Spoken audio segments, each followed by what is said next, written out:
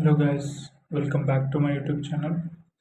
So నార్మల్గా వచ్చేసి ఇప్పుడు సబ్జెక్ట్ ఉంటుంది లైక్ క్యాపిటేషన్. సో క్యాపిటేషన్ అంటే బయట అందరూ ఎలా చెప్తారు ఏంటి. సో నా స్టైల్లో అయితే నేను ఎలా చెప్తాను ఏదైనా ఒక కాన్సెప్ట్ని. సో ఇప్పుడు క్యాపిటేషన్ ఉంది అనుకోండి ఫర్ ఎగ్జాంపుల్. దాని డెఫినేషన్ ఎలా వస్తుందంటే it is an agreement between provider and payer. Payer face and huge amount లేదా బల్క్ అమౌంట్ లేదా fixed dollar amount to the provider periodically అని వస్తుంది.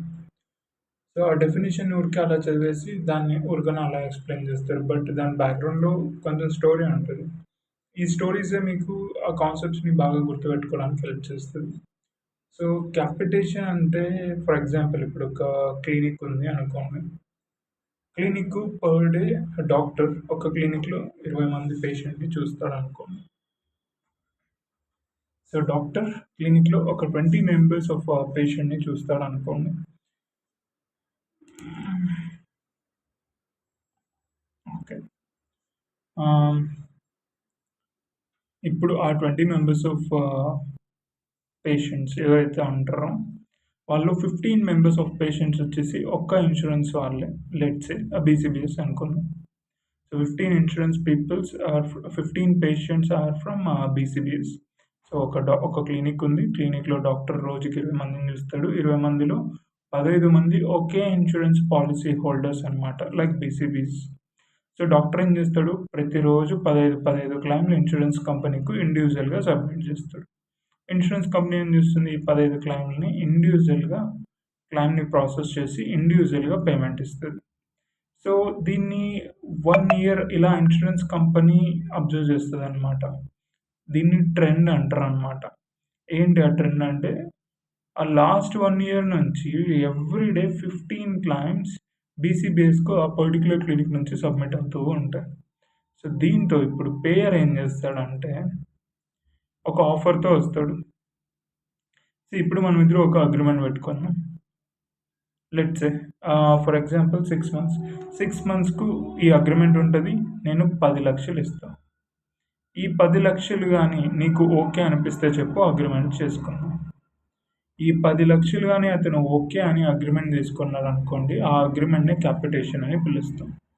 అంటే ఈ అగ్రిమెంట్ చేసుకుంటే ఏమవుతుంది, ఈ 10 లక్షలు అంటే ఎట్లా ఏంటి కథ.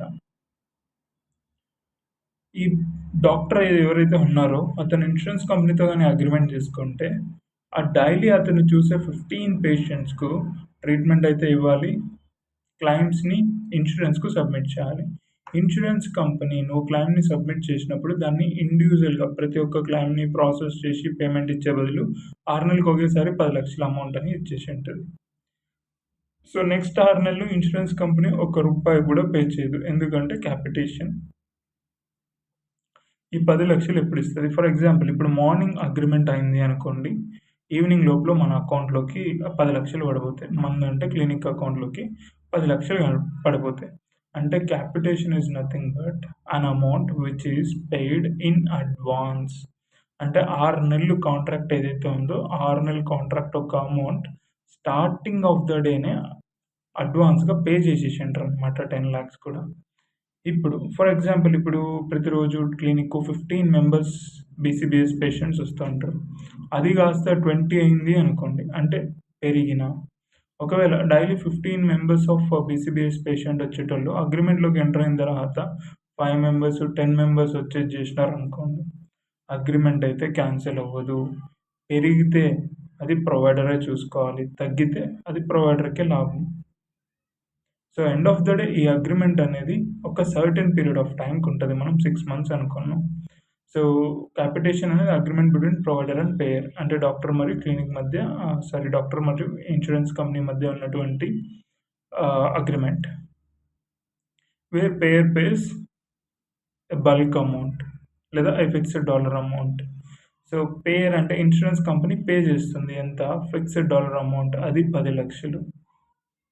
పీరియాడికలీ అంటే ఎన్ని రోజులకి, 6 నెలలకి. ఎవరికి పే చేస్తుంది, టు ద ప్రొవైడర్.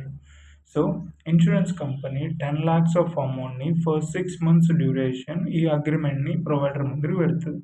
6 నెలలకి నీకు 10 లక్షలు ఇస్తాను, నీ దగ్గర నా ఇన్సూరెన్స్ పేషెంట్లు ఎవరైతే వస్తారో వాళ్ళకి ట్రీట్మెంట్ ఇచ్చేసి నా క్లెయిమ్ సబ్మిట్ చెయ్యి. నేను క్లెయిమ్‌ని ప్రాసెస్ చేస్తా గానీ పేమెంట్ ఇవ్వను. ఎందుకంటే ఆల్రెడీ స్టార్టింగ్ ఆఫ్ ద అగ్రీమెంటే 10,00,000 ఇచ్చేసింటాడు కాబట్టి 6 మంత్స్ కంప్లీట్‌గా అయ్యేంత వరకు ఆ పర్టిక్యులర్ డ్యూరేషన్‌లో ఆ ఇన్స్యూరెన్స్ కంపెనీ యొక్క పేషెంట్స్‌కు పేమెంట్స్ అయితే ఇవ్వరు.